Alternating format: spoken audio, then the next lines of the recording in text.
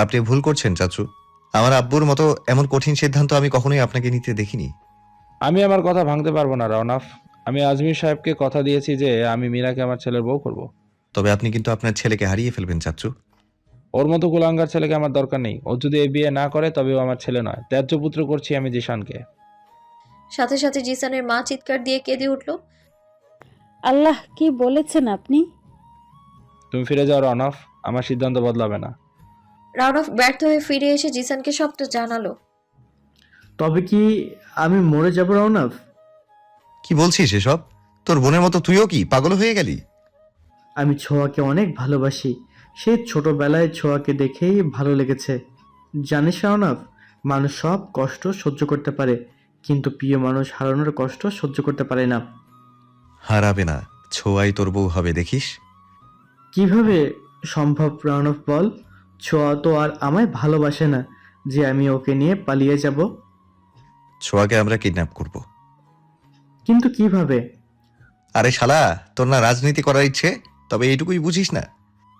ছোঁয়াকে আমরা কিভাবে আনবো? কোনো গুন্ডা ভাড়া করতে হবে। কিন্তু ছোঁয়া কি আমি কোনো গুন্ডার হাত থেকে নিরাপদ মনে করি না।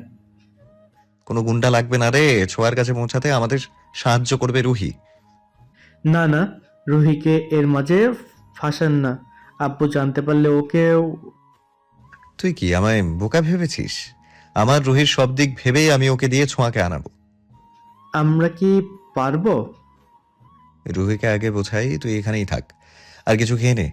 যেভাবে না খেয়ে শুকিয়ে ফেলেছিস 2 দিনে নিজেকে, ছোঁয়া তোকে লাথি মারলেও পড়ে যাবি। ছোঁয়া তো আমার কাছে আসে না, লাথি কেমনে মারবে? আসার সময় হয়ে গেছে, আর একটু ওয়েট কর ভাই। আমি থাকতে তোর ভেঙে পড়তে হবে কেন?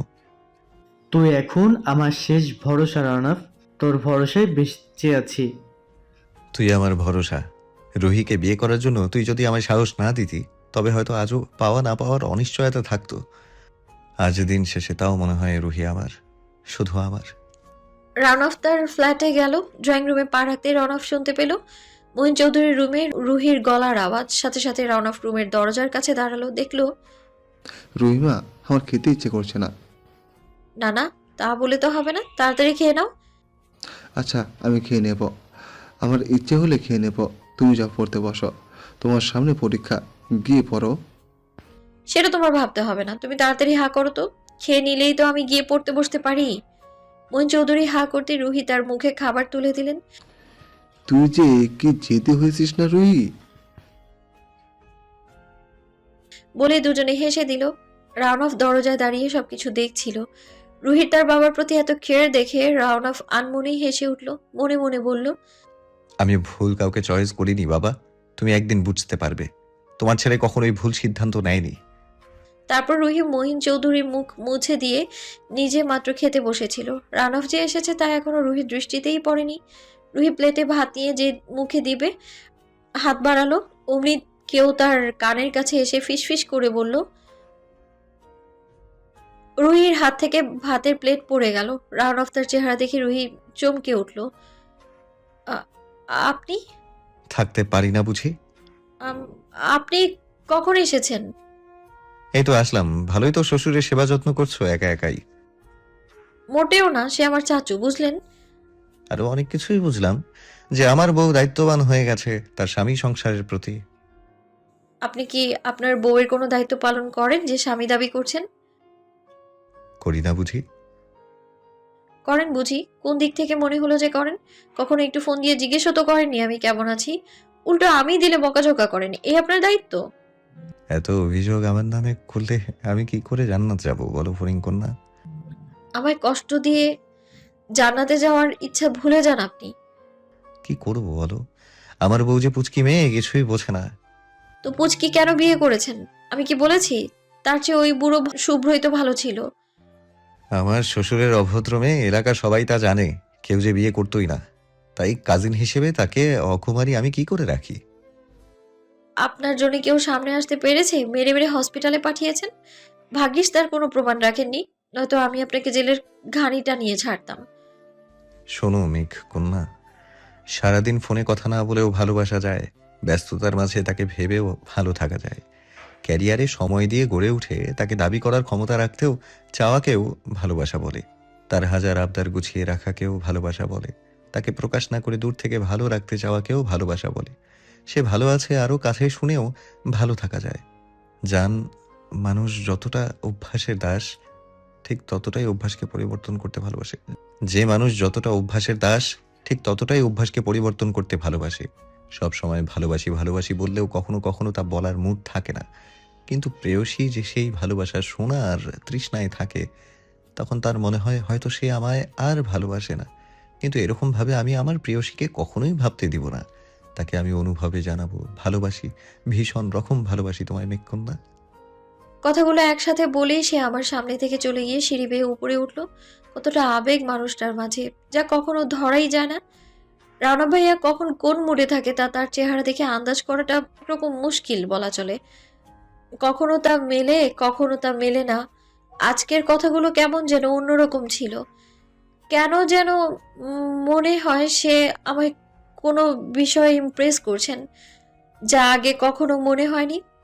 আসলে হঠাৎ এইভাবে বাসায় আসা, এত সব প্রেম পিপাসা বোঝানো কেমন একটা অদ্ভুত লাগছে। আসল মতলবটা কি তার? আমি খাওয়া দাওয়া শেষ করে ফ্রেশ হয়ে গিয়ে পড়তে বসলাম। আসলে পড়ছি না, কিন্তু বই নড়াচড়া করছি আমি।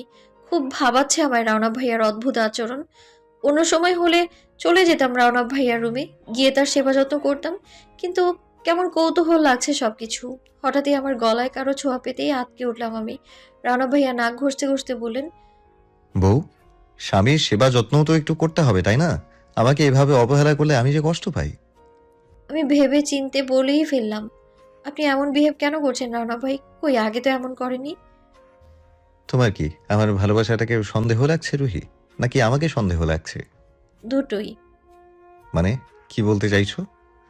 আমি ডোন্ট কেয়ার ভাব নিয়ে অন্যদিকে তাকিয়ে আছি। রানা ভাইয়া কোনো কথা না বলে আমার চেয়ার থেকে তুলে তার কোলে উঠিয়ে নিলেন। আরে আরে কি করছেন? এবার অন্যদিকে তাকিয়ে থাকলেই নিচে ঠাস করে ফেলে দিব। না না, একদমই না। একটু ভালো বিহেভ করেছি, তাও তোমার সহ্য হচ্ছে না? বলেই ঠাস করে বিছানায় ফেলে আমার সাথে দূরত্ব রেখে আমার উপরে ঝুঁকে পড়লেন। আমি কিছু বলতে যাব তার আগেই রানা ভাইয়া আমার ঠোঁটে তার আঙুল বসিয়ে চুপ থাকতে বললেন। অনেকক্ষণ সে আমার দিকে তাকিয়ে আছেন, আর আমিও নীরবতা ভেঙে সে বললেন, আমি যা করব, যা বলবো, যা চাইবো, কোনো কিছুতে কোনো ধরনের এক্সট্রা প্রশ্ন করবে না। আমি বোঝাতে চেয়েছি কোনো প্রশ্নই করবে না। সন্দেহ যাই থাকুক, যেমনই থাকুক, ভুলভাল সিদ্ধান্ত নিবে না। সঠিক উত্তর সঠিক সময়ে পেয়ে যাবে। আর মনে রাখবে, আমি ভেবে চিন্তে কাজ করি। মনে থাকবে? আমি মাথা নাড়িয়ে হ্যাঁ বললাম। তবে ছোঁয়ার নাম্বারটা দাও এক্ষুনি। ছোঁয়ার নাম্বার দিয়ে আপনি কি করবেন? আমি নিষেধ করেছি আমার কোনো কাজে প্রশ্ন না করতে। দিতে বলেছি, দাও। আচ্ছা আপনি সরুন আমার উপর থেকে, তা না হলে কেমনে দেবো আমি? সাথে সাথে রানা ভাইয়া সরে যেতে আমি ফোন থেকে ছোঁয়ার নাম্বার বের করে দিতে এসে আমার হাত থেকে টান দিয়ে ফোনটা নিয়ে ছোঁয়ার নাম্বারে ডায়াল করে চলে গেলেন ফোনটা নিয়ে। কি করবে সে ছোঁয়ার নাম্বার দিয়ে? কি এত কথা ওর সাথে? আমি পেছনে পেছনে যাব তার আগে সে আমায় না করে দিলেন। ছোঁয়াই বা কেন? অনেকক্ষণ পর এসে ফোনটা হাতে দিয়ে বললেন, এখানে দাঁড়িয়ে না থেকে চলো আমায় খেতে দাও, তারপর এসে পড়তে বসো। আমি কেন? কাজের খালা আছে তো। ঘরের বউ থাকতে কাজের খালা বেড়ে খাওয়াতে কেন যাবে? তাড়াতাড়ি এসো, রাতে বেরোতে হবে। কোথায়? প্রশ্ন করতে নিষেধ করেছি। আপনার সাথে একটু কথা ছিল। নিচে আসো, খেতে খেতে বলি। বলেই সে চলে গেল। আমি তাকে খাবার দিতে বললাম। জিসান ভাইয়ার তো বিয়ে 2 দিন পরে। এই ব্যাপারে জিসান ভাইয়া কিছু বলেছে আপনাকে? জিসানের তাহলে 2 দিন পর বিয়ে, আজকেই হলে ভালো হতো। আপনি কি কিছু জানেন না? তবে এই সময় যশোরে কেন এসেছেন? আমার কাজ আছে তাই। তার ঘাট দ্বারা উত্তর শোনার আর ইচ্ছে নেই, তাই প্রশ্ন করার মুডটাই নষ্ট হয়ে গেছে আমার। আমি নিজেও খেয়ে নিলাম, তারপর মহিন চাচুকে খাইয়ে রুমে গেলাম। সন্ধ্যা নেমে গেছে আকাশে। হঠাৎই রাওনা ভাইয়া এসে বলল রেডি হতে। কেন যাব, কোথায় যাব কিছুই জানি না আমি। জানারও যে কোনো অধিকার নেই আমার, তবে বিশ্বাস আছে রাওনা ভাইয়া আমার ক্ষতি করবে না। বাইকে করে নিয়ে গেলেন। বাইক দাঁড় করাতেই দেখলাম এটা তো ছোঁয়াদের বাসা, এটা তো ছোঁয়াদের বাড়ি। তো আমি কি বলেছি এটা তোদের বাসা? কিন্তু আমরা এখানে কেন এসেছি? যা বলছি শোন, তুই ছোঁয়ার মা বাবাকে বলবি আজকে তোর জন্মদিন সেলিব্রেট করার জন্য ছোঁয়াকে রেস্টুরেন্টে নিয়ে যাচ্ছিস। আমার কথা শুনতে বলেছি, অহেতুক প্রশ্ন করতে নয়। সাথে সাথেই চুপ হয়ে গেলাম আমি। রানা ভাইয়ার কথা মতো আমি ছোঁয়াকে নিয়ে আসলাম। বাইকের মাঝখানে আমি আর আমায় ধরে ছোঁয়া বসেছে। বাইক গিয়ে থামলো পুরান মসজিদের সামনে। রানা ভাইয়া আমায় নামতে বললে আমি নেমে গেলাম। একজন রিক্সাওয়ালা ডেকে বললেন, শুনেন কাকা, আপনাকে কিন্তু আগেও বলেছি, এখনো বলছি, সাবধানে নিয়ে যাবেন ওকে। আর মহিন চৌধুরীর বাসার গেটের সামনে নামিয়ে দেবেন, সাবধানে। কিন্তু আজকে তো আমার জন্মদিন না। বলেই রানা ভাইয়া রিক্সা ছাড়তে বলে সে নিজেও বাইক স্টার্ট দিলেন। তার কাঁধে হাত দিয়ে আছে ছোঁয়া। মনে আমার অনেক কৌতূহল। রানফ কখনো কাউকে তার বাইকে ওঠান না, শুধু আমি আর রাফা ছাড়া। আর আজকে ছোঁয়াকেও ওঠালেন। ওর বাড়ি থেকে মিথ্যে কথা বলে নিয়ে আসছেন। কি হচ্ছে এসব? রানা ভাইয়াকে অন্য কারোর সাথে আমার একটুও সহ্য হচ্ছে না, হোক সে যে কেউ। এসব দেখার আগে আমার মরণ কেন হলো না? চোখে পানি এসে পড়ে যাচ্ছে আমার। বাসায় পৌঁছে রুমের দরজা বন্ধ করে যত ইচ্ছে কান্না করছিলাম আমি। আজকে আর পড়তে বসারও মুড নেই আমার। মন চাচ্ছে শাওয়ার নিয়ে ইচ্ছে মতো, কিন্তু আমার সামনে যে পরীক্ষা, এখন জ্বর বাঁধালে অজরে কান্নায় ভেঙে পড়লাম আমি। নে, তো ছোঁয়াকে তোর কাছে নিয়ে এসেছি, আমার রুহির চোখে আমার জন্য এক আকাশ সমান অভিযোগ রেখে দিয়ে। তো ঋণ আমি কোনোদিন শোধ করতে পারবো না রাওনাফ। তোর ঋণ যে আমি পারবো না জিসান। থাক, ঋণ পরে শোধ করা যাবে। এবার বিয়েটা সম্পূর্ণ করা হোক, তারপর ঢাকার গাড়ির টিকিট কেটে দিচ্ছি, সোজা গিয়ে আমার বাসায় যাবি। আমি দারোয়ানকে বলে দিয়েছি, আর আমি কালকেই আসছি। আচ্ছা ঠিক আছে। কাজে বিয়েটা পড়ালো। সাক্ষী রইল রাওনাফ আর সৌরভ। সবই বুঝলাম, কিন্তু বুঝলাম না ছোঁয়া এত তাড়াতাড়ি কবুল বলে দিল যে। আমারও একই প্রশ্ন। কারণ ছোঁয়া তোকে আগের থেকেই পছন্দ করে, তাই তো আমার ওকে কিডন্যাপ করতে বেশি কষ্ট হয়নি। তাই নাকি ছোঁয়া? কই, আমায় বলেনি তো। ধুর, ভাল লাগে না। সবাই হেসে উঠল। অনেক টোল হলো ছোঁয়ার জিসানকে নিয়ে। রাউন্ড অফ তাদের টিকিট কেটে দিল। তারপর গাড়ি ছাড়তে ছাড়তে রাউন্ড অফ প্রায় রাত 1টায় বাসায় ফিরল। রাউন্ড অফ ভালো করেই জানে তার প্রেয়সীর বুকে জমে আছে পাহাড় সমান সন্দেহ তাকে নিয়ে। তাই রাউন্ড অফ সোজা গিয়ে রুহির রুমে ঢুকলো। দেখলো রুহির রুমটা অন্ধকার করে বিছানায় মাথা ঠেকিয়ে ফ্লোরে বসে চোখ বুজে আছে। রাউন্ড অফ রুমের লাইট অন করে দিয়ে রুহির বুকের রুনা ঠিক করে দিয়ে ভালোভাবে বিছানায় গুছিয়ে দিয়ে কোলে করে রুহিকে শুইয়ে দিল। তারপর রুহির কপালে আলতো চুমু খেয়ে বলল, তুমি ভয় পেও না প্রেয়সী, তোমার রাউনাফ পৃথিবীর কোনো মেয়ের দিকে ভালোভাবে চোখ পর্যন্ত রাখে না, একমাত্র তুমি ছাড়া। বিশ্বাস রাখো আমার উপর, আমি শুধু তোমার, আর তুমিই শুধুই আমার। আমার মাঝে তৃতীয় ব্যক্তি কখনোই আসতে দিব না। যদি আমি নিঃশেষ হয়ে যাই তবুও নয়। আমি তোমায় জিসানের ব্যাপারে সবটা জানাতাম, কিন্তু তুমি যে তোমার ভাই জিসানকে ভুল বুঝতে, কারণ তুমি যে এর কিছুই বোঝো না। আমি তোমাকে যতটা ভালোবাসি ঠিক ততটাই জিসানকেও ভালোবাসি। তাই আমি চাই না কোনো কারণে জিসানের অপূর্ণতা থাকুক। জিসানের জন্যই আমি তোমায় নিজের করে পেয়েছি, ওর অনুপ্রেরণা, ওর ইচ্ছে, ওর পারমিশন, সব কিছুর জন্য। তুমি আজ আমার, তুমি শুধু আমার। ভোরের আলো ফুটতেই আমার ঘুমটা ভেঙে গেল। ফোনে জিসান ভাইয়ের নাম্বারে কতগুলো ফোন এসেছে। ফোনটা এসেছে রাত 3টা বাজে। ব্যাক করতে দেখি জিসান ভাইয়ের নাম্বার ওয়েটিং বলছে। কি এমন হলো? আমি দৌড়ে রানা ভাইয়ের রুমে গেলাম। দেখলাম সে কার সাথে যেন কথা বলছে ফোনে। আই থিঙ্ক জিসান ভাইয়াই। হ্যাঁ, সবই ঠিকঠাক জানিয়েছিস তো? হ্যাঁ, বাসায় ঝামেলা হলে তা তো সব আম্মুর উপর পড়বে রে রাওনাফ। আমি আছি তো, এদিকটা আমি সামলাবো। আচ্ছা। বলেই ফোনটা কেটে আমার দিকে তাকালেন রানা ভাইয়া। কি ফরিং কন্যা, ঘুম ভাঙতেই আমায় দেখতে মন চাইলো বুঝি? সেরকম কিছু না, একটা প্রশ্ন করি। নো। কেন? তুমি একটা কাজ করো, বাসায় যাও, গিয়ে দেখো বাসার কি অবস্থা। আমি একটু পরে আসছি। আর হ্যাঁ, যাই হয়ে যাক, কাউকে সান্ত্বনা দেয়া ছাড়া তোর মুখ থেকে যেন কালকের ঘটনা বের না হয়, তবে কিন্তু মুশকিল হয়ে যাবে। কি হবে? তুমি আমি দুজনেই ফেঁসে যাব। তারপর আমাদের দুজনের উপর থেকে সবার বিশ্বাস সরে যাবে, ব্যাস, আর কিছু না। কোনো রকমের ফ্রেশ হয়ে দৌড়ে গেলাম বাসায়। গিয়ে দেখি আম্মু কাঁদছে। রাফা বলল আব্বু নাকি আম্মুকে থাপ্পড় মেরেছে এর আগে। তারপর জানতে পারলাম জিসান ভাইয়া ছোঁয়াকে নিয়ে পালিয়েছে। এবার আমার কাছে সবকিছু ক্লিয়ার হলো। রাওনা ভাইয়া তার মানে জিসান ভাইয়াকেই হেল্প করছিল ছোঁয়াকে তার কাছে পৌঁছে দিতে। ইতিমধ্যে রাওনা ভাইয়া চলে এসেছে, তবে বিষয়টা কেউ জানে না যে তাদেরকে পালিয়ে যেতে রাওনা ভাইয়া আর আমিই হেল্প করেছি।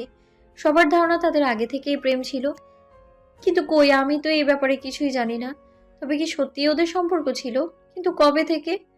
কৌতূহল আমায় আরো আটকে ধরলো। রওনক ভাইয়া এসে খবর দিলেন ছোঁয়ার বাসার লোক ছোঁয়াকে মেনে নিতে রাজি হয়েছে। হবে নাই বা কেন? ছোঁয়াদের দেশের বাড়ি হলো শরীয়তপুরে, এখানে ওরা ভাড়া থাকে। আর্থিক অবস্থা অতটা ভালো না, আর আমার তো এখানকার নামকরা চেয়ারম্যান রওশন চৌধুরী এক নামে চেনে সবাই। কিন্তু মেনে নিবে না বলেছে আমার আপু। তার কথা, জিসান নামে তার কোনো ছেলে নেই এ বাসায়, জিসানের আর কোনো জায়গাই হবে না। রানা ভাইয়া বুঝিয়েছে, কিন্তু তবুও সে তার একই সিদ্ধান্ত প্রকাশ করেছে। আমি গিয়ে দাঁড়ালাম রানা ভাইয়ার পাশে, বললাম, রানা ভাই, হুম? জিসান ভাইয়া আর ছোঁয়া এখন কই আছে? কেন, তোর বাপ নিয়ে কি জিসানকে মারতে যাবি? আরে দূর, বলেন না। না, বলবো না। মেজাজ গেল আরো গরম হয়ে। রাউন্ড অফ টাইগার একটা। আমি আবারও জিজ্ঞেস করলাম, আচ্ছা তাদের কি আগে থেকে সম্পর্ক ছিল? সেটাও বলবো না। আরে এমন কেন করছেন, বলুন না। না, বলবো না। আমি কাউকেই বলবো না। তবুও বলবো না। তবে কিন্তু আমি সবাইকে বলে দিব আপনি কালকে ছোঁয়াকে কিডন্যাপ করেছেন। এজন্যই বলবো না। এটা কেমন কথা? তবে কিন্তু আমি সবাইকেই বলে দিব। বলতে পারিস, কিন্তু কিডন্যাপ তুই করেছিস, আমি না। আমি কিডন্যাপ করেছি? হ্যাঁ, এইটুকু বয়সে তুই কিডন্যাপও করতে পারলি ফরিং? কি করে পারলি? ভাগ্যিস ছোঁয়ার ফ্যামিলি না করেনি, না হয়তো তোকে জেলে পাঠাতো। একদম বাজে কথা বলবেন না। আপনি আমায় শিখিয়ে দিয়েছেন যে ছোঁয়াকে কিভাবে আনতে হবে।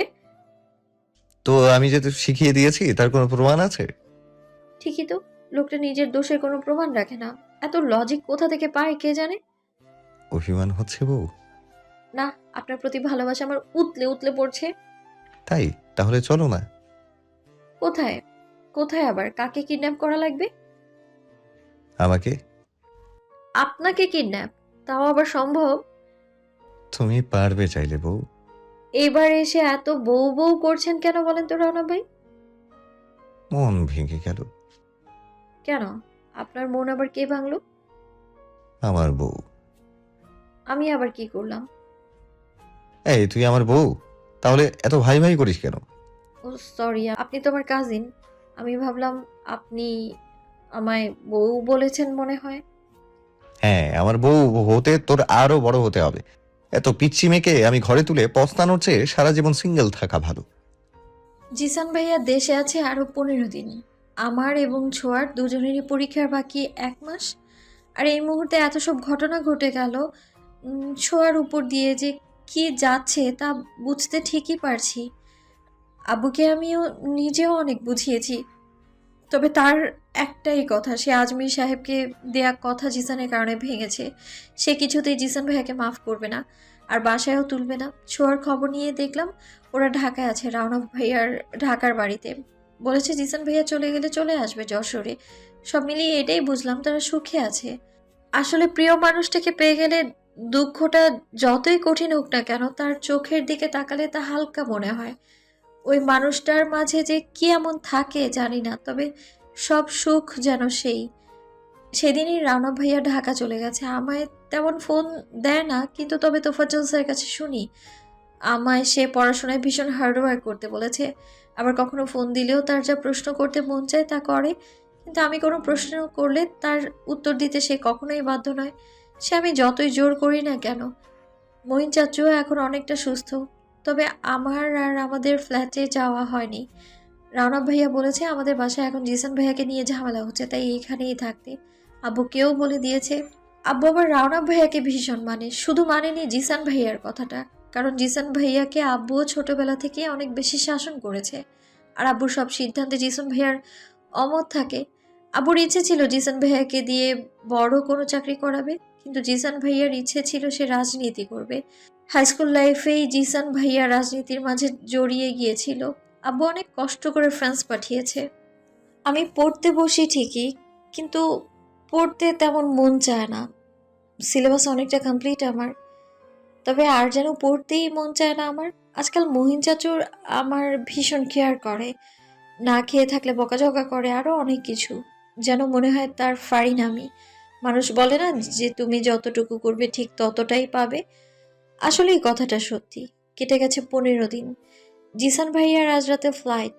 আম্মু অনেক কান্নাকুটি করছে, ছেলেটাকে আবার কতদিন দেখবে না। আমারও খারাপ লাগছে, রাফাও কাঁদছে, কিন্তু আব্বু আব্বু এই মুহূর্তে ভীষণ পাষাণ। তুমি আবার আমায় ছেড়ে চলে যাবে জিসান ভাই? তোমার ভাইয়া শুনলে আরো আগে ভালো হতো। মনে হচ্ছে আমি তোমার কোন কালের ভাইয়া? বলছি না ভাইয়া ভাইয়া বলবা না? আচ্ছা সরি, তাহলে কি বলবো? জান, পরাণ। ছি, এসব কি পাবলিকের মাঝে বলা যায়?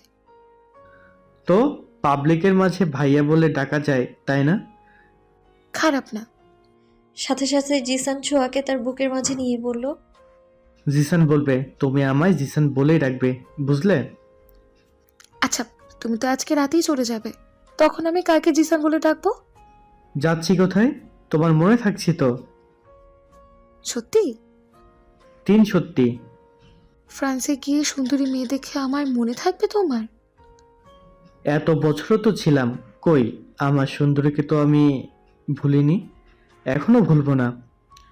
সবকিছু ঠিক হয়ে যাবে না কোনোদিন? হ্যাঁ, সব ঠিক যাবে, দেখো। রওশন চৌধুরী যখন তার নাতির মুখ দেখবে তখন সব ভুলে ঠিকই মেনে নেবে, দেখো। নাতি? হ্যাঁ, কোথা থেকে আসবে? তোমার এই ছোট্ট পেট থেকে। তবে কি আমি প্রেগনেন্ট? জানি না, হতেও পারবো না, না হলেও সমস্যা নেই, পরের বার হবে। ধুর, যাও তো। যাবো তো, ততক্ষণ থাকতে দাও তোমার কাছে। সময় শেষ জিসানের। মাত্র কয়েক ঘন্টা পরে জিসানের ফ্লাইট। রানও সবকিছু গুছিয়ে নিয়েছে, ফারিনও এসেছে, এয়ারপোর্টে নিয়াম নিয়ে এসেছে। জিসান ছোঁয়াকে ভালোবাসতে এটা ফারিনও জানে। সেদিন রাতে ডিয়ার পেয়ে রাওনা রুহিকে তাড়িয়ে দিয়ে ফারিনকে জিসানের সিক্রেটের কথা বলেছিল। সে কথাটা ছিল এটাই। জিসানকে জড়িয়ে ধরে কাঁদছে ছোঁয়া। জিসানও বারবার চোখের পানি মুছে যাচ্ছে। তার প্রেয়সীর চোখের পানি সহ্য করাটা তার কাছে সহজ লাগছে না। কেউ তার প্রিয় মানুষের চোখের জল সহ্য করতে পারে না, তবে জিসানের এই মুহূর্তে নিজেকে কন্ট্রোল করতেই কষ্ট হচ্ছে। কারণ সেও যে থাকতে চায় তার প্রিয়সীর বুকে আরো কিছুটা সময়। তবে সময় যে ভীষণ স্বার্থপর, সে কারো জন্যই নিজেকে থামিয়ে রাখবে না। অনেক কষ্ট ছোঁয়াকে তার থেকে ছাড়িয়ে চলে গেল জিসান। ছোঁয়া বুকে হাতে রেখে কান্না করছে, তাকে সামলাচ্ছে ফারিন। ফারিনও সেদিন গাড়ি নিয়ে ছোঁয়ার পাশে থাকার জন্য রাউনাফের বাসায় যায়। পরের দিন সকালে ছোঁয়ার বাবা ঢাকায় এসে ছোঁয়াকে আবার যশোরে নিয়ে যায়, কারণ তার পরীক্ষার প্রস্তুতি নিতে হবে। ছোঁয়া আসতেই গেলাম আমি ওর সাথে দেখা করতে। আমাকে দেখে ছোঁয়া জড়িয়ে ধরল। কিরে ভাবি, আমাদের তুই এখন? হ্যাঁ, তুই আমায় ভাবি মনে করিস? না করেই বা কেমনে পারবো বল? তুই তো আমার ভাইকে বিয়েই করে ছাড়লি। হ্যাঁ, কি করব বল, তোর ভাই যে আমাকে ছোঁয়ারই শখ ছিল। হ্যাঁ, আগে তোকে খ্যাপাতো এটা বলেছ, আমি তোমাকে ছুঁয়েই দেব। ঠিকই তাই করলো রুহি। হুম, তোর আব্বু কি আমাকে কোনোদিনও মেনে নিবে না রে? নিবে একদিন, ঠিকই নিবে, দেখিস। আমি সবসময় চাইবো আমি যেন তার যোগ্য পুত্রবধূ হতে পারি। অবশ্যই পারবি। শুনলাম তুই নাকি রানফ ভাইয়ের বউ। তুই জানলি কি করে? জিসান বলেছে। তা আমাকে তুই বললি না কেন রে? আমি কি তোর কেউ না? আরে কি করব বল, কাউকে বলতেই নিষেধ করেছি, আর কেনই বা বলবো? ভাবছি আমি তাকে বিয়ে করব না। কি বলছিস তুই এসব? আমি তো শুনলাম রানফ ভাইয়া নাকি তোকে অনেক ভালোবাসে। জানি না রে, আসলে আমি অনেক ভেবে দেখেছি আমি তার যোগ্য নই রে ছোঁয়া। আজ না হয় কাল আমাদের যদি বিয়ে হয়েও যায়, তবে সমাজ তাকে অনেক কথা শোনাবে, যেটা আমি একদমই চাই না ছোঁয়া। এরকম কিছু একদম ভাবিস না। রানফ ভাইয়া এটা কোনো দিনই হতে দেবে না, দেখিস। জানি না, তবে এইটুকু জানি তাকে ছাড়া আমি কখনোই ভালো থাকতে পারবো না। আমি যে এতটাই ভালোবাসি, যতটা ভালোবাসলে আমার কারণে তাকে করা অপমান আমি মেনে নিতে পারবো না, জানিস। ভালোবাসলেই পেতে হয়, অনুভবে তাকে নিজের ভাবলেই সুখ পাওয়া যায়। ধুর, তুই যা ভাবছিস সেই সব ভুল। আজে বাজে বকিস না একদম, মারবো একজন। রুহি মুচকি হেসে বলল, আমি এখন যাই রে, আব্বু জানলে রাগ করবে। আর ভালোভাবে পড়িস, ভালো রেজাল্ট করতে হবে কিন্তু। অবশ্যই, তুইও পড়িস। হ্যাঁ, রানা ভাইয়ের যোগ্য হতে হবে। হয়তো। বাসায় ফিরে ফ্রেশ হয়ে বই নিয়ে বসলাম। পড়া শেষ করে অনেকক্ষণ ছাদে একা একা সময় কাটিয়ে চলে এলাম রুমে। তারপর খেয়ে দিয়ে ঘুমিয়ে পড়লাম। সময় পেরিয়ে গেছে, পরীক্ষার আর 3 দিন বাকি। বিকালের দিকটায় একা একা ছাদে দাঁড়িয়ে একটা উপন্যাসের বই নিয়ে গোধূলি বেলায় পায়চারি করছি আর পড়ছি। হালকা হাওয়ায় চুলগুলো উড়ছে। পায়চারি করতে করতে হঠাৎ মনে হলো আমার সামনে কেউ একজন দাঁড়িয়ে আছে। আমি চোখ তুলে তাকাতেই ভয় পেয়ে গেলাম। 6 ফুট লম্বা রানা ভাইয়ার কপাল কুঁচকানো চেহারা দেখে হঠাৎ আমি আহম্মক হয়ে গেলাম। সে কোথা থেকে আসলো? আসলে কি রানা ভাইয়া নাকি ভূত? তার তো আসার কথা ছিল না। রানা ভাইয়া আমার কথার কোনো উত্তর না দিয়ে আমার কাছে এসে বইটা হাত থেকে ছো মেরে নিয়ে চোখ বুলিয়ে আমার দিকে অগ্নি দৃষ্টিতে তাকিয়ে আছেন। আর আমি ঢোক গিলছি বারবার। হঠাৎই সে বইটা ছুঁড়ে দোলনার উপর ফেলে দিয়ে আমার দিকে এগিয়ে আসতে আসতে বলেন, প্রেমের উপন্যাস পড়ছিস না? ক্লাসের বই রেখে প্রেম ভালোবাসা করতে ইচ্ছে করছে তোর? সে 1 পা এগোচ্ছে আর আমি 1 পা পিছিয়ে যাচ্ছি। কি কোনো উত্তর দিচ্ছিস না কেন? উম, আসলে কি আসলে? তুই বই শেষ করে বিদ্যাসাগর হয়ে গেছিস, তাই তো? কিছুক্ষণেই আমি ঠেকে গেলাম ছাদের রেলিং এর সাথে। রানব ভাইয়াও একদম আমার কাছে। তুই এত দায়িত্বজ্ঞানহীন কেন? বলবি আমাকে? 3 দিন পর যার এইচএসসি পরীক্ষা, সে কি এসব পড়তে পারে? হ্যাঁ, এমনি আমার ভালো লাগছিল না তাই। তোর ভালো লাগে খালি প্রেম ভালোবাসা, তাই তো? সাহস পেলে তো মনে হয় তুই এই এলাকার ছেলেদের ধরে প্রপোজ করতি। ছিজি ভাইয়া কি বলছেন? আমি ভুল কি বলেছি? হ্যাঁ, তোর এসব প্রেমের উপন্যাস আমি তোকে রেজাল্ট খারাপ হলে পড়াবো, মনে রাখিস। কথাটা বলেই হন হন করে নিচে চলে গেল। লোকটা আসলো আর তাও কতদিন পর। পারতো না বলতে আমি তোমায় মিস করেছিলাম? না, কখনোই এমনটা হয়নি। সব সময়ই আমার কল্পনার উল্টো হয়। তবে কি রানব ভাইয়া আমার মতো করে আমায় ভালোই বাসেননি? আমার এই দীর্ঘশ্বাসগুলো শুধু ওই আকাশটাই শুনতে পায়। এখানে আমি যেন মুক্ত, ইচ্ছে মতো উপলব্ধি করতে পারি আকাশের দিকে তাকিয়ে। তার কাছে আমার যত অভিযোগ, যত অভিমান, ঠিক অতটাই দূরত্ব আমার সাথে আকাশের যতটা দূরত্ব রানা ভাইয়ার ভালোবাসার। লোকটা এক এক সময় এক এক রূপ দেখায় আমাকে। কখনো মনে হয় তার সবটাই অভিনয়, শুধু আমাকে তার ভালোবাসার তৃষ্ণার্ত করার জন্য। কখনো মনে হয় সবটা ঠিক। আকাশের সন্ধ্যা। নিচে গিয়ে রুমে ঢুকতেই দেখি রানব ভাই আমার পড়া টেবিলে বসে খাতাগুলো সব দেখছে। এতদিন আমি কি পড়েছি কি পড়িনি রানব ভাই আমার দিকে তাকালো না পর্যন্ত, কিন্তু হঠাৎই সে টেবিলের দিকে তাকিয়ে বলল। ভেতরে আয়। আমি অবাক হলাম। লোকটা তো দেখেইনি আমি এসেছি, তবে কি আসতে বললো? ওখানেই দাঁড়িয়ে থাকবি নাকি? আমি ভেতরে গেলাম। রানব ভাইয়া চেয়ার থেকে উঠে একটা খাতা হাতে নিয়ে দাঁড়িয়ে দাঁড়িয়ে খাতা দেখতে দেখতে বলল, যা ফ্রেশ হয়ে টেবিলে আয়। কেন? সাথে সাথে রানা ভাইয়া ভ্রু কুঁচকে আমার দিকে বিরক্ত চেহারায় তাকালো। আমি বুঝতে পেরে বললাম, যাচ্ছি। তারপর ফ্রেশ হয়ে বসলাম পড়ার টেবিলে। রানা ভাই আমার হাতে কলম ধরিয়ে দিয়ে হায়ার ম্যাথে কয়টা ম্যাথ করতে দিলেন আমায়। আমি এগুলো পারি না। পারিস না মানে? খাতায় তো ঠিকই করেছিস। তখন পারতাম, এখন ভুলে গেছি। তো পরীক্ষায় আসলে লিখবি কি? তোর মাথা? এটা দিব না, অন্য একটা দিব। সব বিষয় এড়িয়ে চলা, তাই না? আচ্ছা, আমি বুঝিয়ে দিচ্ছি, তারপর করিস। না না না, আপনার বোঝাতে হবে না। এটা আমি কিছুতেই পারি না। স্যারও বুঝিয়েছে অনেকবার, কিন্তু আমি পারি না। আমি কানের ওপর দুটো দিলে ঠিকই বুঝবি। চুপচাপ মন দে আমার কথায়। তার ঝাড়ি খেয়ে মন খারাপ করে মনোযোগ না দিয়ে আর পারলাম কই। না হলে আমার কানের উপরেই তো পড়বে, আবার পিঠেও পড়তে পারে। মন দিয়ে বুঝে নিলাম ম্যাথটা। আসলে অন্য স্যারদেরটা মন দিইনি, তাই পারি না। রানা ভাইয়াটায় তো আর সেটা করতে পারলাম না। অবশেষে ম্যাথটা মাথায় ঢুকলে আমি ফের তাকে অঙ্কটা করে দিলাম। Good girl. এবার খেতে আয়, তারপর আবার বুঝবি। রানা ভাইয়া, হুম রানা ভাইয়া, হুম আপনি হঠাৎ যশোরে আসলেন যে? আমার বাসায় আমি আসছি, সেই কৈফিয়ত তোকে দিতে হবে কেন? না মানে কারণ ছাড়া তো কখনোই আসেন না। প্রতিবারই কোনো না কোনো কারণ থাকে। আপনি তো খুব পড়াশোনা নিয়ে বিজি মানুষ, চাইলেই তো আর আসতে পারেন না, তাই না? রানা ভাই আমার দিকে ভ্রু কুঁচকে তাকিয়ে বললেন, তো তোর কি মনে হয় এবার কি কারণে এসেছি? জানি না বলেই তো জিজ্ঞেস করেছি আমি। যেমন ধরেন গতবার এসেছিলেন জিসান ভাইয়া আর ছোঁয়ার কেস নিয়ে, এবার কি জন্যে আসলেন? রানা ভাইয়া এবার কোনো উত্তর না দিয়ে কপাল কুঁচকে আমার দিকে তাকিয়ে আছেন। তার উত্তর না পেয়ে আমি বললাম, বললেন না যে কি জন্য? আমি তোর কোনো প্রশ্নের উত্তর দিতে বাধ্য নই।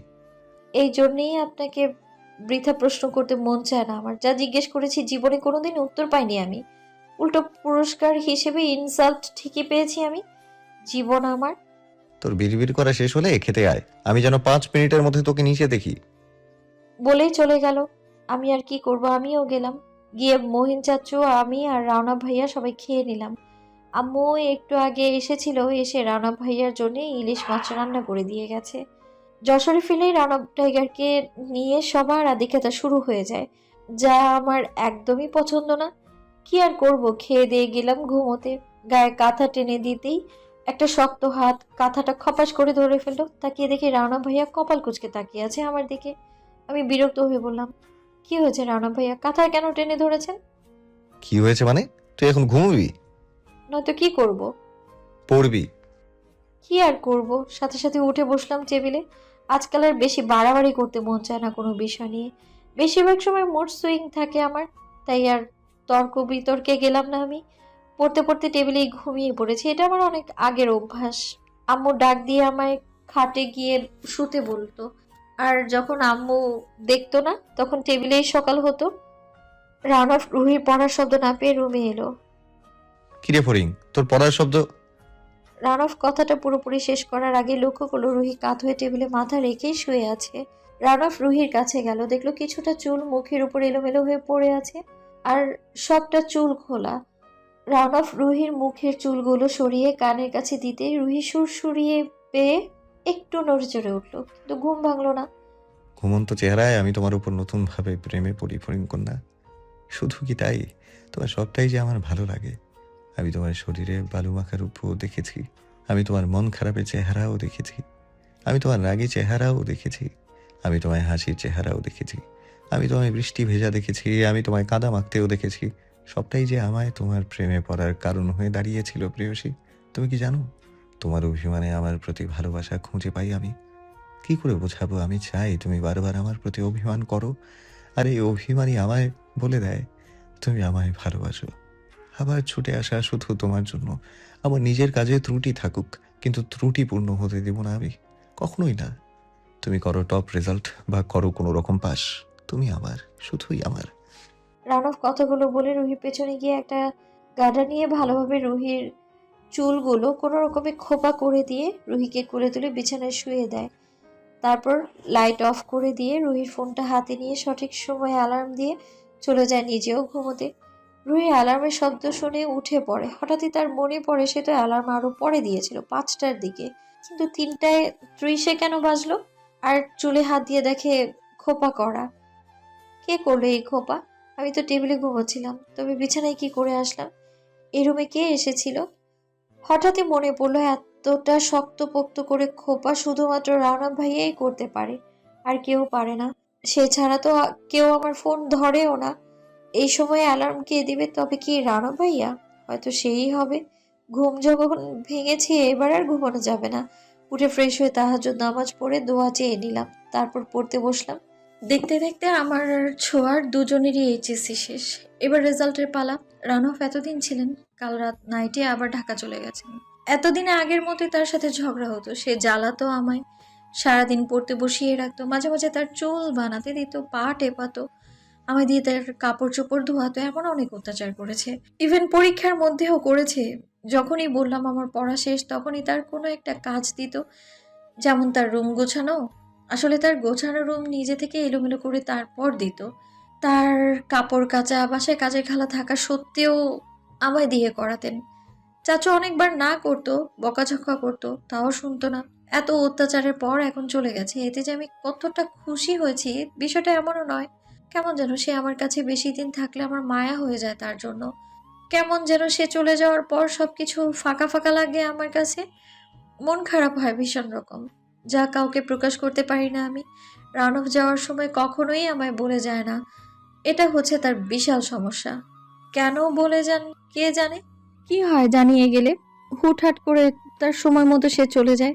যাওয়ার কোনো প্রস্তুতি নিতেও তো তাকে কখনো দেখি না আমি। সকালে উঠে ছুরি রানা ভাইয়া ঢাকায় ফিরে গেছে, ব্যাস। তার আগে কিছুতেই জানি না। রানা ভাইয়া এতগুলো দিন থাকার পর এই বাসায় আর ভালোই লাগছে না আমার। তার জিনিসপত্র গোছাচ্ছি, আমাদের ফ্ল্যাটে চলে যাব। চাচু এসে হঠাৎ পেছন থেকে বলে উঠল, কি রুইমা, এসব গোছাচ্ছিস কেন রে? আমাদের ফ্ল্যাটে যাবো চাচু। কতদিন আর থাকবো তোমার বাসায় বলো তো? কেন রে, আমি কি তোকে নিষেধ করতে থাকতে? তুই সারা জীবন থেকে জামা। কথাটা শুনে কেমন একটা শ্বশুর বাড়ি ফিল হলো। সত্যিই তো, আমি তো সারা জীবন থেকে যেতে চাই এই বাসায়, কিন্তু নিয়তি কি চায়? সে কি আমার শেষ অবধি এই বাসায় থাকতে দেবে, নাকি নিয়তি আমার সেই অধিকার কেড়ে নেবে? শোন রহিমা, যাচ্ছিস যা, কিন্তু তোর এই চাচ্চুকে মাঝে মাঝে এসে দেখে যাস। অবশ্যই আসবো চাচু। আসবি কিন্তু, আর যখন মন চাইবে, যতদিন মন চাইবে তুই আমার বাসায় থাকবি। এই বাসাটাকে সবসময় নিজের মনে করবি, ঠিক আছে? নিজের বলে তো আমি সেই কবে থেকেই মনে করি চাচু, কিন্তু কি করব বলো, ভাগ্যটা যে আমার অতটাও ভালো না।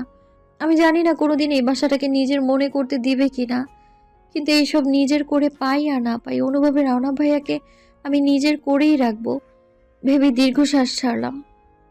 কি রুহি, ভাবতে পারবি না? হ্যাঁ চাচু, অবশ্যই।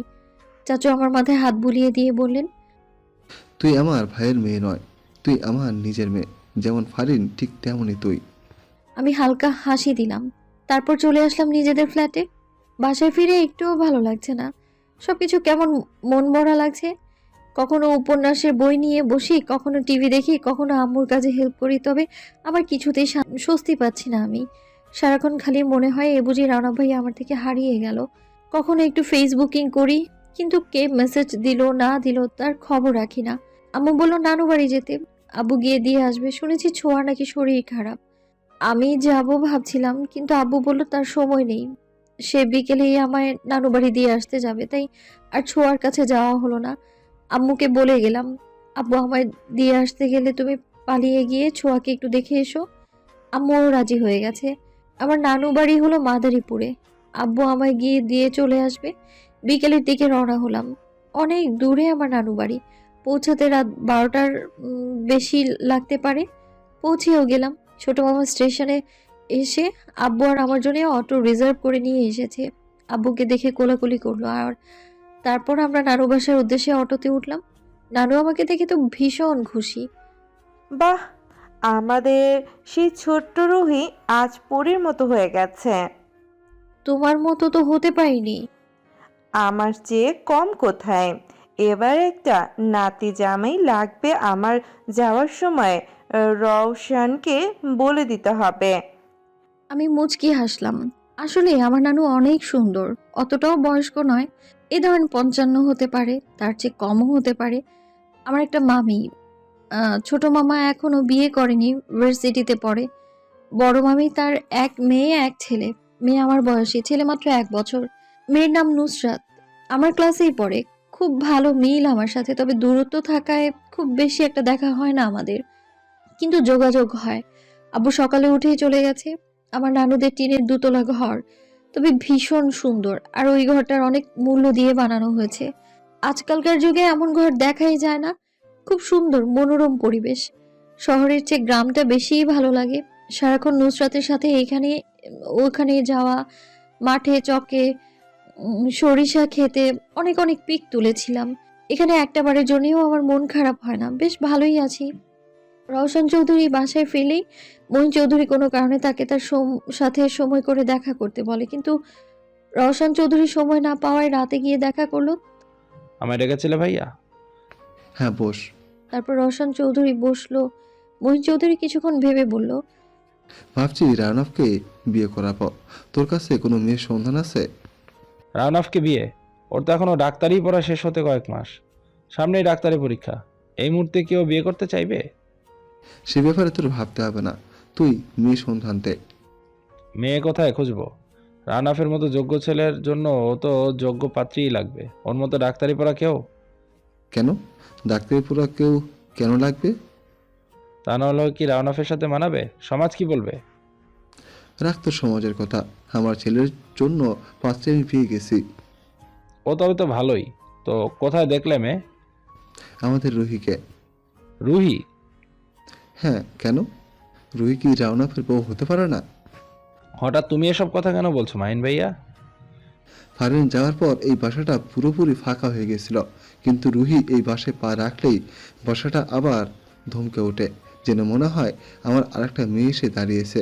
রুহি এতদিন আমার সেবা যত্ন করেছে, অনেক কেয়ার করেছে আমায়, তাই আমি ওকে আমার পুত্রবধূ হিসেবে ঘরে তুলতে চাই। এ ব্যাপারে কি তোর কোনো বিরোধিতা আছে রওশন? কিন্তু রানাফ কি রুহিকে মেনে নেবে? ও তো অনেক বড় ডাক্তার হবে একদিন। কিন্তু আমার রুহির পড়াশোনা তেমন ভালো মনোযোগ নেই। রাওনা ঠিকই মেনে নেবে, ও মেনে নিতে বাধ্য। বিয়ে তো সেটাই, যেখানে নামহীন সম্পর্ককে জুড়ে দেওয়া হয় বিয়ে নামায়। এখানে যতটাই ঘৃণা থাকুক, মায়া জন্মাবেই। আমি জানি রাওনাপ ও রুহিকে মেনে নেবে। তুমি যেটা ভালো মনে করো। আমি তার উপর কখনো কথা বলিনি। মহিন ভাই আজও বলবো না। বেশ, তবে এবার রুহি এলেই রাওনাফের সাথে ওর বিয়ের ব্যবস্থা করব। আচ্ছা, মেয়েটাকে নিয়ে বড় চিন্তা আমার। এখনো বুদ্ধি হয়নি মাথায়, সবসময় ভুলভাল কাজ করে। পড়াশোনায় হাজার চেষ্টা করেও ভালো রেজাল্ট করাতে পারলাম না। মেয়ের চিন্তায় আমার কোনো কাজেই মন বসে না। তা এবার ইলেকশন কি ভাবছিস? ভোটে দাঁড়াবি? দেখা যাক। তারা কথাবার্তা শেষ করে রওশন চৌধুরী এসে রুহির আম্মুকে কথাটা জানালো। রুহির আম্মু তো শুনে ভীষণ খুশি। তবে কি তার মেয়ের কপাল খুললো? এ ব্যাপারে এখন পুরো পরিবারের মাঝে কথা হচ্ছে, শুধু জানে না রুহি আর রাওনাফ। সরিষা খেতে তোলা একটা হলুদ শাড়ি পরা ছবি পোস্ট দিলাম এফবিতে অনেক দিন পর। অনেকে অনেক কমেন্ট করছে, ভালোই। হঠাৎ একটা লাভ রিয়াক্টে চোখ আটকে গেল। এটা রাওনাফ ভাইয়া, কিন্তু সে তো হা হা দিত, এবার লাভ রিয়াক্ট দিল। সূর্য কোন দিকে উঠলো বুঝলাম না তো। আমি তো প্রায় তাকে ভুলেই যাচ্ছিলাম, যে আমার খোঁজ রাখে না, তার খোঁজ আমি রেখে কি করবো আর। তাই এখন আর কোনো মেসেজও করি না, আর কলও দিই না। শুধু শুধু বকাঝকা খাওয়ার শখ নেই আমার। সারাটা দিন নুসরাতের সাথে সময় কাটে আমার, বেশ ভালোই আছি। হঠাৎ ফোনটা যেই বিছানায় রাখলাম অমনি কারো ফোন এলো। হাতে নিয়ে দেখি রাউন অফ টাইগার লেখার সাথে সাথেই রিসিভ করে নিলাম। কোনো কথা না বলে চুপ করে আছি, সেও চুপ। কিছুক্ষণ পরে বলল, সালাম কি দিবি না? কাকে সালাম দিব? কারে সালাম দিবি মানে? ফোন ধরে যে সালাম দিতে হয় তা কি জানিস না? নাকি দিন দিন সভ্যতাগুলো ভাতের সাথে নুন হিসেবে খাচ্ছিস? আচ্ছা, ভুল হয়ে গেছে, এবার রাখি। বেয়াদব কোথাকার, সালাম দে আগে। আসসালামু আলাইকুম। ওয়ালাইকুম আসসালাম ওয়া রাহমাতুল্লাহি ওয়া বারাকাতুহু। প্রেম শুরু করেছিস মনে হচ্ছে আমার। না হলে আমায় এতটা ইগনোর করার সাহস তুই কই পাস? আমি? নয়তো কে আমি? কিছু বলেন না রানব ভাই। আমার মতো মেয়েকে কেই বা ভালোবাসবে বলেন? একে তো পিচ্ছি, তার উপর পড়াশোনায় মোটেও ভালো না। আর আমি তো আর আপনার মতো সুন্দর না যে দেখলেই প্রেম করতে চাইবে। বাহ, খুব বড় বড় কথা বলতে শিখেছিস। কানের গোড়ায় দুইটা খাবি নাকি? এখন আর ফোন করিস না, মেসেজ দিস না, তো সারাদিন কি করিস? আপনাকে ফোন দিয়ে বকাঝকা খাওয়াটা কি কারো শখ হতে পারে? এই ব্যাপার তাহলে। তোর মতো অপদার্থ মেয়েকে বকাঝকা না করলে তো বংশের মান চলে যাবে, তাই করি। এত অপমান না করলেও পারতেন। কি বললি শুনিনি, স্পষ্ট বল। কিছু না, বললাম একটা পদার্থ মেয়ে দেখে বিয়ে করে নেন। বলেই ঠাস করে কেটে দিলাম ফোনটা। জানি সামনে পেলে আমায় এখন রাউন্ড অফ টাইগার শুলে চড়াতো, কিন্তু সামনে তো নেই। এটাই তো সুসংবাদ। এই টাইগার থেকে আলাদা হয়ে যায় কি করলে, সেই ব্যবস্থাই করতে হবে আমার। ভাবতে ভাবতেই চলে গেলাম নানুর কাছে। গিয়ে বললাম, নানু কি করছো? এই তো লতি কাটছে। ও, একটা প্রশ্ন করি। করো রুহি। আচ্ছা, সরা দিয়ে বিয়ে হলে তাকে ছাড়া যায় কি করে? আমার কথা শুনে নানু, নুসরাত, বড় মামি সবাই তাকিয়ে আছে আমার দিকে। সেটা দিয়ে তুই কি করবি রুহি? উফ, চুপ করতো নুসু। নানু তুমি বলো। কি করবে আগে বলো। আরে আমার এক বান্ধবী জানতে চাইলো, তাই। আমার কি বিয়ে হয়েছে নাকি? আমার দিকে এভাবে তাকিয়ে আছো কেন সবাই? ও, তাহলে শোন, স্বামী যদি নিজ ইচ্ছে তাকে 3বার তালাক দেয়, তবে সেই বিয়ে ভেঙে যাবে। এত সহজ? হ্যাঁ, তবে এই কাজ আবার কোনো বিবাহিত ছেলেকে করতে বলো না, কিন্তু তাহলে কিন্তু বিচ্ছেদ হয়ে যাবে। এই বিচ্ছেদই তো আমি চাই নানু। তোমাকে যে কি বলে ধন্যবাদ দেব সেই ভাষাই নেই আমার। মনে মনে দিয়ে দিলাম, এই রাউন্ড অফ টাইগার তোমাকে আমি ছেড়ে দিয়ে চিল মোডে জীবনযাপন করব। রাউন্ড অফ নামের প্যারা তো আর থাকবে না। গোষ্ঠী খেলে আমার ভালোবাসার, তা অন্তরে পচে মরুক। তার মতো বজ্জাত টাইগারকে ভালোবেসে সারা জীবন নিজেকে অপমানের ভয়ে ডোরে বাঁধার কোনো দরকারই নেই। নানু বাড়িতে ইচ্ছে মতো ঘোরাফেরা করা যায়, কেউ বাধা দেয় না। সারাদিন আমি নুসরাতের সাথে টই টই করে ঘুরে বেড়াই। রুহি, বল। মেলায় যাবি? তোদের এখানে মেলা হয়? হুম, মাদারীপুরে বিশাল বড় মেলা বসে, তুই যাবি? যাব না মানে? অবশ্যই যাব। আচ্ছা, তবে সমস্যা আছে। কি সমস্যা? আমাদেরকে একা যেতে দেবে না। একা কেন যাব, তুই আর আমি? আরে ধুর, আমরা তো আছি, সাথে ছোট চাচুকেও নিয়ে যেতে, কারণ আমরা রাতে যাব। সত্যি বলছিস? জানিস নুসু, রাতে ঘুরতে সেই মজা লাগে।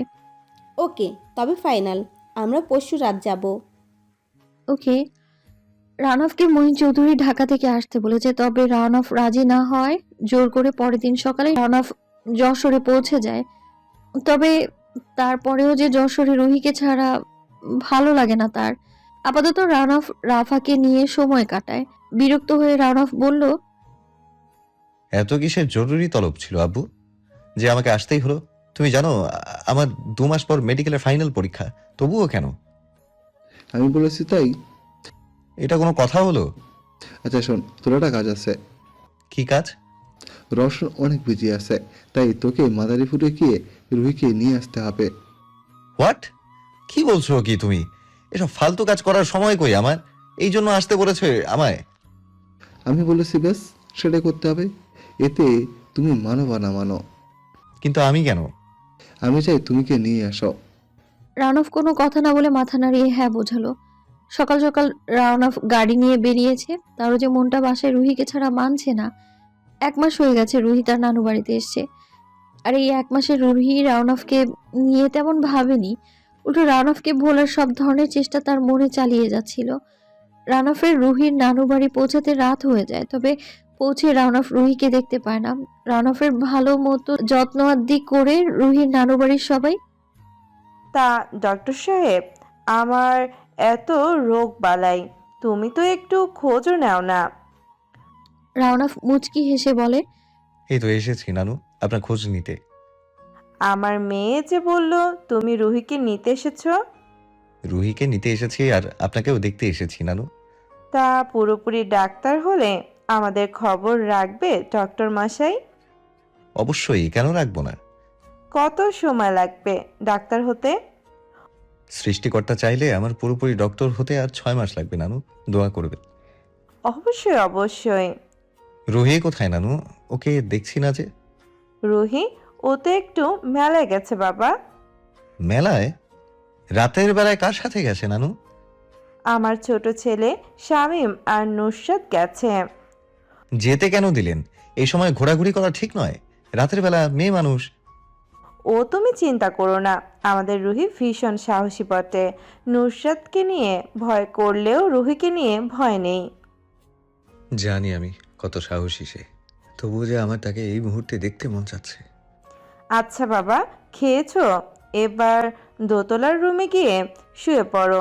আমাদের ফ্যানের বাতাসে তোমার সমস্যা হবে কি না? না না নানু, সমস্যা নেই, আমার ঠিক ঘুম হবে। আচ্ছা চলো বাবা, তোমায় তাহলে রুমটা দেখিয়ে দিই। আচ্ছা চলুন। রানফকে রুহির নানু একটা রুম দেখিয়ে দিয়ে সেখানে বিশ্রাম নিতে বলে। রানফ ঢুকলো। কাঠের ঘর। রানফের ভীষণ আনইজি লাগছে, ভীষণ রকম গরম।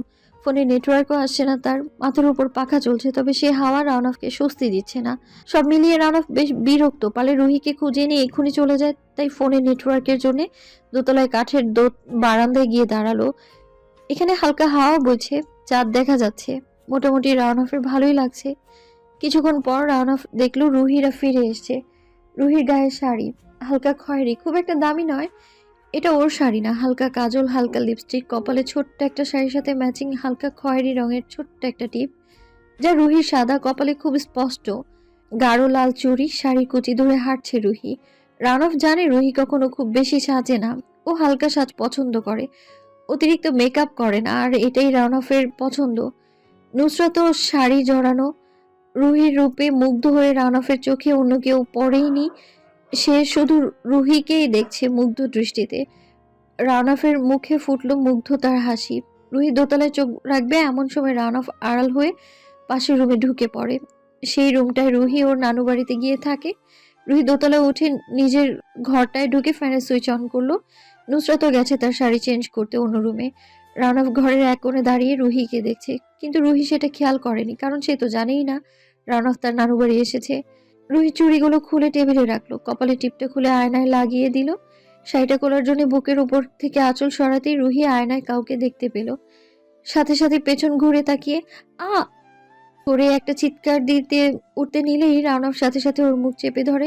রুহির চিৎকার শুনে নুসরাত পাশের রুম থেকেই চিৎকার দিয়ে জিজ্ঞেস করলো, কি হয়েছে রুহি? এভাবে ছাগলের মতো চিৎকার করলি কেন? আমাকে কি ভূতের মতো লাগে? চিৎকার করা কি আছে? তাড়াতাড়ি নুসরাতকে কিছু বল, না হলে কিন্তু তোকে আমি দেখে নিব। সাথে সাথে রুহি রানফের হাত টেনে মুখের থেকে সরিয়ে বলল, কিছু না নুসু, ওই তেলাপোকা ছিল তো। নুসরাত হাসতে থাকে, যা পাশের ঘর থেকে স্পষ্ট শোনা যায়। রানফ রুহির পড়ে যাওয়া আঁচল আলতো হাতের ছোঁয়ায় উঠিয়ে দিল। আপনি এখানে কি করছেন রানফ ভাইয়া? মন চেয়েছে তাই এসেছি। আপনার মন কি সবসময় আমার খুশিতে 12টা বাজাতে চায়? একদম ঠিক ধরেছিস। তা কি যেন করছিলি?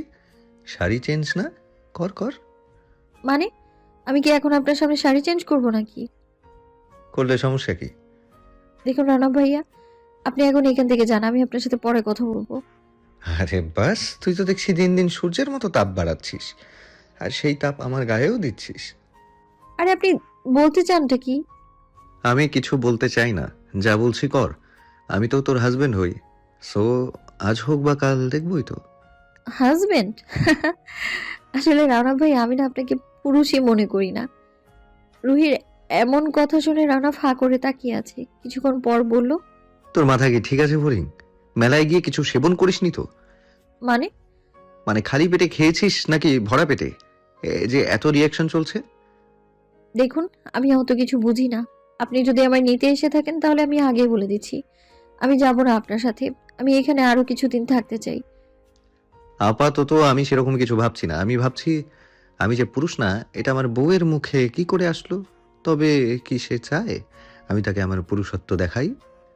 রাউনাফের কথা শুনে রুহি কেঁপে উঠল। এ কি বলে ফেললাম আমি! আসলেই তো রানা ভাইয়া যে ডেঞ্জারাস মানুষ তা কি ভুলে গেছি আমি। না জানি কি অপরাধে কি শাস্তি হয় আবার।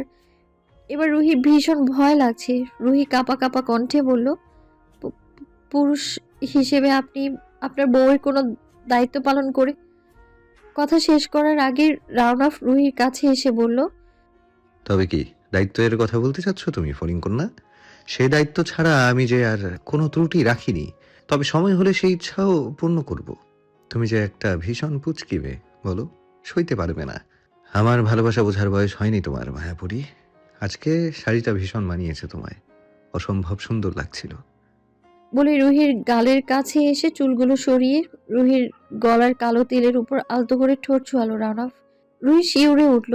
এই মুহূর্তে যে রাউনাফ এমন কিছু করবে তা রুহি কল্পনাও করতে পারেনি। রাউনাফ নিজেও জানে না যে সে কথাগুলো কোন ঘোরে বলছিল। হঠাৎই রাউনাফ রুহিকে নিজের কাছ থেকে সরিয়ে চলে যায়। রুহি অবাক হয় রাউনাফের কথাগুলো শুনে। বহুদিন পর রাউনাফ রুহিকে সেই ফড়িং কন্যা মায়াপুরী এভাবে ডাকলো। রাউনাফের মুখে ভালোবাসার কথা, রুহি যেন হঠাৎই তার ভালোবাসাকে সতেজ অনুভব করলো। রুহি আয়নার সামনে দাঁড়িয়ে বলতে লাগলো, আমি কি তাকে নিজের করে পাবো? সত্যি সত্যি কি রানা ভাইয়া ভালোবাসেন আমায়? নাকি রানা ভাইয়া আমার থেকে চিরদিনের জন্য আলাদা হয়ে যাবে? কি চায় সৃষ্টিকর্তা? সে কি বোঝে না আমার তাকে হারানোর ভয় করে? কারণ আমি যে তাকে ভীষণ ভালোবাসি। তার ভালোবাসায় পুরে খাঁটি হয়েছে আমার প্রেম। সে কি তা কোনোদিনও বুঝবে না? সেই প্রেম দীর্ঘদিনের জন্য থাকে না। যে প্রেমে পড়া মানুষকে আনন্দ দেয়, বরং সেই প্রেমই দীর্ঘায়ু। যে প্রেমে পড়ার সাথে সাথে মানুষটাকে হারানোর ভয় কাজ করে, নিজের ভিতরে কষ্ট জাগে, যতক্ষণ না তাকে নিজের করে পাওয়া অবধি স্বস্তি দেয় না, সে প্রেম কখনোই ফুরিয়ে যায় না। যদি মানুষটা হারিয়ে যায় তবুও প্রেম থেকে যায়। আর যে প্রেম আনন্দ দেয়, তাকে নিয়ে বিলাসিতা ভাবে, তাকে হারানোর ভয় নয়। সে প্রেম কচু পাতার জলের মতো ক্ষণস্থায়ী। রুহি শাড়ি চেঞ্জ করতে কারেন্ট চলে গেছে, তাই সে ফোনের আলো জ্বালিয়ে বারান্দায় গিয়ে দাঁড়ালো। নুসরাত নিচে গেছে। রাতের আকাশের চাঁদটা খোলা বারান্দায় স্পষ্ট এসে আলো পড়ছে রুহির চেহারায়, যেন চাঁদ চায় রুহিকে স্পর্শ করতে। হালকা হাওয়ায় রুহির খোলা চুলগুলো উঠছে। একটা জোনাকি এসে রুহির সামনে পড়লো, সাথে সাথে রুহি সেটা ধরে ফেললো। আস্তে আস্তে অনেকগুলো জোনাকি পোকা এসে বারান্দাটা যেন আরো আলোকিত করে ফেলেছে। রুহির মন মনে বেজে উঠল খুশির সুর। হঠাৎ রুহি মন খুলে হালকা আওয়াজে গাইলেও, জলে জলে জোনাকি দিয়ে যায় আলো, ভালোবেসে তোমাকে বেসেছি যে ভালো, জনম জনম তোমাকে দেখে ভরবে না আমায় রে মন, ভালোবাসাতে পুরে পুরে খাঁটি হয় পোড়া মন। রুহি তো জানে না কেউ আড়াল থেকে তার গান শুনছে, মুগ্ধ হয়ে লাফালাফি করে তার জোনাকি ধরা দেখছে। রানা হঠাৎ আনমনেই বলে উঠল, তোমার ভালোবাসা কতটা ঠুনকো প্রেয়সী, আনন্দ পেয়ে আমায় ভুলে গিয়েছিলে, হয়তো বেশি দিন হলে আমায় আর চিনতেই না। এই জন্যই যে আমি তোমার অভিমান হয়ে থাকতে চাই, যাতে সেই অভিমানে পুড়ে তুমি আমায় মনে অন্তত রাখো। তোমার যে ভালোবাসার বয়স হয়নি এখনো, ভালোবাসার গভীরতা বোঝার ক্ষমতা তোমার হয়নি এখনো। যেদিন হবে সেদিন বুঝবে তোমায় কতটা ভালোবেসে পুড়েছি আমি, যতটা বোঝার মস্তিষ্কে তুমি নেই। আমি চাই তুমি প্রয়োজনে আমার থেকে দূরে থাকো, কিন্তু আমার ভালোবাসার কাছে থেকে নয়। কাউকে দেব না আমি তোমায় প্রেয়সী, কাউকে নয়। তুমি সবটাই আমার, তুই তো আমার সব। সকাল হতে না হতেই কেউ আমার দরজায় নক করলো। অমনি ঘুম ভেঙে গেল। রাগে নিয়ে বললাম, এ কোন বেয়াদব রে, এত সকালে কি মার খাওয়ার ইচ্ছে হয়েছে নাকি? আবারও দরজাটা জোরে ধাক্কা দিল। এবার উঠলাম, ভাবলাম দরজা খুলেই দিব এক চড় বসিয়ে। তড়িঘড়ি করে দরজাটা খুললাম। হাতটা উঠাতেই রাউন্ড অফ টাইগারের অগ্নি সংযোগ চেহারাটা দেখতে পেলাম আমি। রাগে চোটে কপাল কুঁচকে, চেহারায় যেন আগুন জ্বলছে তার। আপনি বলতে না বলতেই রানা ভাই আমার দিকে এক পা দুপা করে এগোচ্ছে, আর আমি পিছিয়ে যাচ্ছি। এ বাবা, কি বলে ফেললাম আমি তাকে! না জানি রাগে চোটে আজ আমাকে খেয়েই না ফেলে আবার। হোঁচট খেতে গিয়ে পায়ে রানা ভাই আমায় ধরে ফেললো। সাথে সাথেই আমি তার কলার হাত দিয়ে ধরে চেপে ধরেছি। ভয়ে চোখ বন্ধ করে আছি। কি জানি কি হয়, মনে মনে দোয়া দুরুদ যা পারি সব পড়ছি। হঠাৎ রানা ভাইয়া বলে উঠলেন, এসব অদ্ভুত ভাষা তুই আমাকে কি করে বললি? এত বড় সাহস কেমনে হইল? আজ না হোক কাল তো ঠিকই আমার ছেলে মেয়েকে এসব ল্যাঙ্গুয়েজ শিখিয়ে বসবি, তখন তারাও তোর মতো এসব বাজে গালাগালি করায় অভ্যস্ত হয়ে যাবে। আপনার ছেলে মেয়ে মানে? হ্যাঁ, আমার ছেলে মেয়ে। আপনার ছেলে মেয়েও আছে? এটা আপনি কি বলছেন রানা ভাইয়া? এতদিন বলেননি কেন? তার মানে তো আপনার বউও আছে। হ্যাঁ আল্লাহ, এসব কি শুনছি আমি! রানা রুহির কথায় বিরক্ত হয়ে অনেকক্ষণ চুপ থেকে ধাক্কা দিয়ে মেরে রুহিকে খাটে ফেলে দিতেই রুহি বলে উঠল, ও মা গো, এবার কেন ধাক্কা মারলেন? আমার কোমরটা গেছে মনে হয়। এত তাড়াতাড়ি কোমর গেলে তো চলবে না, তোর বোকামি শাস্তি তো আগে পেতে হবে, তারপর না হয় কোমর ভাঙা যাবে। শাস্তি? আপনাকে একটা গালি দিয়েছি বলে তো দিলেন শাস্তি, আবার কোমর ব্যথা দিয়েছেন, আবার কিসের শাস্তি? রানা বাঁকা হেসে বলল, যা পাওয়ার বয়স এখনো তোর হয়নি। আমার তো বিয়ের বয়সও হয়নি। আমার বয়সের নুসরাত, সে তো বিয়ে করেনি। কিন্তু আপনি কি করলেন? আমায় জোর করে বিয়ে করে ফেললেন। আর কথায় কথায় বলেন এটার বয়স হয়নি, ওটার বয়স হয়নি।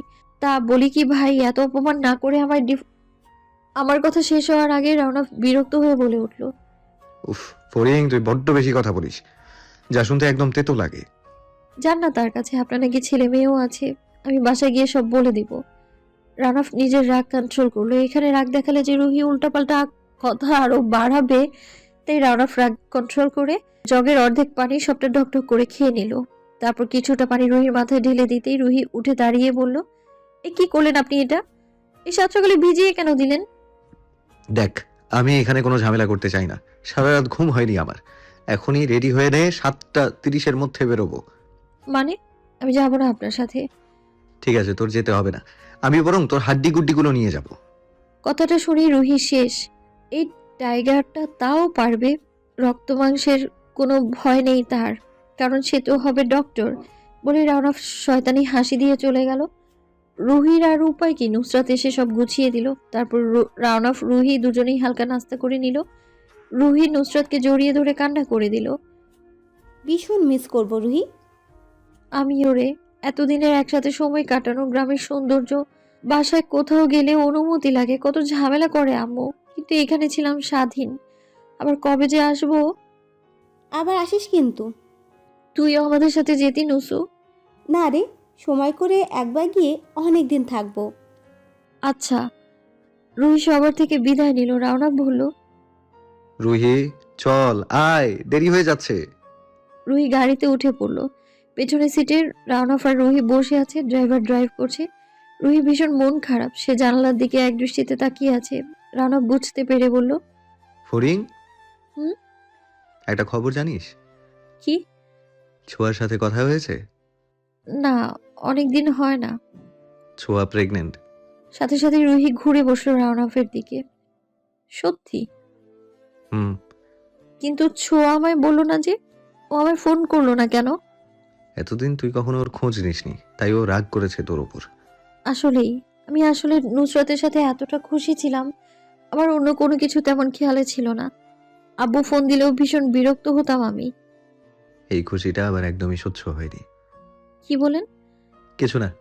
আচ্ছা রাওনা ভাইয়া এবার কি আব্বু জিসান ভাইয়া আর ছোঁয়াকে মেনে নিবে? জানি না, হয়তো নিবে। মেনে নিলেই সব ঝামেলা শেষ হতো। অনেকটা পথ পেরোনোর পর রুহি ঘুমিয়ে পড়লো। রুহি বারবার নড়াচড়া করছে। রানব বুঝতে পারলো রুহি এইভাবে বসে বিরক্ত হচ্ছে, তাই রানব রুহিকে নিজের কোলে শুয়ে দিল। আরামে ঘুম হলো রুহির। রুহির ঘুম মানে নিজ থেকে ওর সজাগ হওয়াটা ভীষণ অদ্ভুত খবর। এটা খুব কমই সম্ভব। পৌঁছাতে পৌঁছাতে বিকেল হয়ে গেল। রুহির ঘুম ভেঙেছে অনেকক্ষণ আগে। মাঝখানে তারা রাস্তায় দুজন মিলে 2 কাপ চা খেলো। বাসায় ফিরে যে যার ফ্ল্যাটে চলে গেল। রাউনাফ গিয়ে দেখলো ফাহির এসেছে, নিয়ামও এসেছে সাথে, তার আম্মুও আছে। তোমরা কখন এলে? আমায় জানালে না যে? হুটহাট করে চলে এলাম, আব্বু খবর দিল আসতে বলল তাই। আসলে আব্বু চাইছেটা কি? আমাকেও এত জরুরি তলব করলো। তুই গিয়ে ফ্রেশ হয়ে ওইসব পরে ভাবিস। জার্নি করে এসেছিস তুই, রান অফ, গিয়ে বিশ্রাম নে। আচ্ছা। রাউনাফ ফ্রেশ হয়ে রুমে বসতে রাউনাফের আব্বু আম্মু এসে রাউনাফকে বলল, রানা, এই মুহূর্তে আমরা তোমার কাছে কিছু চাইব, আশা করি তুমি না করবে না। না, কেন করব বল? আমার যদি সম্ভব হয় তবে অবশ্যই আমি কখনোই না করব না। বল কি বলবো? ফারুনের বিয়ের পর আমাদের বাসাটা ভীষণ ফাঁকা, তাই আমরা তুমি বিয়ে করাতে চাচ্ছি। হোয়াট? বিয়ে? আমাকে? হ্যাঁ, কেন রান অফ, কি সমস্যা বিয়ে করতে তোর? কি বলছো আম্মু জাতা? 2 মাস পরে আমার মেডিকেল ফাইনাল পরীক্ষা। সে তুই গিয়ে দিবি পরীক্ষা, বিয়ে সেখানে কি দোষ করেছে? অসম্ভব, আমি বিয়ে করতে পারবো না। বিয়ে তুমি করতেই হবে রাওনা। আমি তোমার জন্য রুহিকে বউ হিসেবে যাচাই করেছি। হ্যাঁ রান অফ, আমার অনেক দিনের স্বপ্ন ছিল রুহিকে আমি তোর বউ করব। এছাড়া পৃথিবীর কোনো মেয়ে তোর জ্বালাতন সহ্য করবে না। রুহি? ওইটুকু পুচকি মেয়েকে করবো আমি বিয়ে? কি বলছো? তাতে কি হয়েছে? ও কি কোনোদিন বড় হবে না? না না, ওর মতো ওই রকম টাইপ মেয়ে আমি চাই না। রাউনাফের কথা রুহি শুনে ফেললো, কারণ সেও বাসা থেকে শুনে এসেছে রাউনাফের সাথে তার বিয়ে ঠিক করা হয়েছে। তাই খুশিতে লাফাতে লাফাতে ফাইনের সাথে দেখা করতে এলেও রাউনাফের তার সম্পর্কে এহেন কথা শুনে রুহির খুশি উধাও হয়ে গেল। তবে আজকে তার কষ্টের বদলে ভীষণ রাগ হচ্ছে রাউনাফের উপর। সেই জোর করে বিয়ে করলো, আবার সেই এখন বিয়েতে রাজি হচ্ছে। হঠাৎই রুহির মনে পড়লো সে তো নানু বাড়িতে বসে বলেছিল তার ছেলে মেয়ে আছে, বউ আছে। তবে কি সত্যিই আছে? আমি কি সবাইকে বলে দিব? না না, পরিস্থিতি আগে দেখি কি হয়। এসব ভাবতে ভাবতে আবারও রাউনাফের কথা শুনতে লাগলো। দেখো মা, রুহি পড়াশোনায় ভালো না, মারামারিতেও বেশ আছে। মেয়ে মানুষ, সাহস তার ছেলেদের চেয়ে বেশি। এসব আমি একদম পছন্দ করি না। আমার বউ হবে নম্র, ভদ্র, পড়াশোনায় টপার। রুহির মতো পুচকি তো নাই। দেখ বাবা, রুহি খুব ভালো মেয়ে। এসব টপার দিয়ে কি হবে? একদিন দেখিস রুহিও সব পারবে। দেখলি না গত বছর রেজাল্ট অনেক এগিয়েছে, সামনে আরো পারবে। তুই পাশে থাকলে আরো ভালো রেজাল্ট হবে ওর, দেখিস। এরকম অনেক বোঝাবুঝির পর রাউনাফকে শেষ পর্যন্ত নিয়ামে এসে রাজি করালো। রাউনাফ রাজি হয়েছে, তবে রুহি পর্দার আড়ালে সবই শুনছিল। আর রাউনাফ, সে তো রুহির আড়াল হওয়া অনেক আগেই দেখে ফেলেছে। রুহি তো আর জানে না। রুহি মনে মনে বলল, রাউনাফ টাইগার, তুই আমায় বিয়ে করতে এত খুঁতখুত করছিস তাই না? এবার আমি নিজেই তোকে বিয়ে করবো না। দেখ কি কি করি আমি। ভাবতে ভাবতে চুলে টান পড়তেই রুহি লাফিয়ে উঠলো। তাকিয়ে দেখলো রাউনাফ তার চুল থেকে হাত সরিয়ে কান চেপে ধরেছে। আহ, কি করছেন? ছাড়ুন। আমার রুমে আড়ি পাচ্ছিস তাই না? এত বড় সাহস তোর? আরে আপনি যদি এখন আমায় না ছাড়েন তবে কিন্তু আমি সবাইকে বলে দিব কি বলবি তুই? কি বলতে জানিস তুই? যে আপনার বউ বাচ্চা আছে। বউ বাচ্চা? ঢং করবেন না একদম। আপনিই বলেছেন আজকে সকালে। রাউনাফ রুহির কথা শুনে হা করে তাকিয়ে আছে। রুহির কান ছেড়ে দিয়ে বলল, উফ, আমার কানটা একেবারে গেছে। মারতে মন চায় তো আপনার বউকে গিয়ে মারবেন। কথা কথা আমায় কেন আঘাত করেন? হ্যাঁ, আমি ঠিক জায়গাতেই মেরেছি। কি ঠিক জায়গায় মেরেছেন, রাউন্ড অফ টাইগার একটা। শুনুন রাউনা ভাইয়া, আপনি আমার বিয়ে করতে চাইছিলেন না তাই না? তাহলে আপনিও জেনে রাখেন আমি আপনাকে বিয়ে করছি না। এখনই গিয়ে না বলে দিব আমি। পারবি তো? অবশ্যই পারবো। বলেই রুহি হাঁটা দিয়ে দরজার কাছে যেতেই রাউনা বলে উঠল,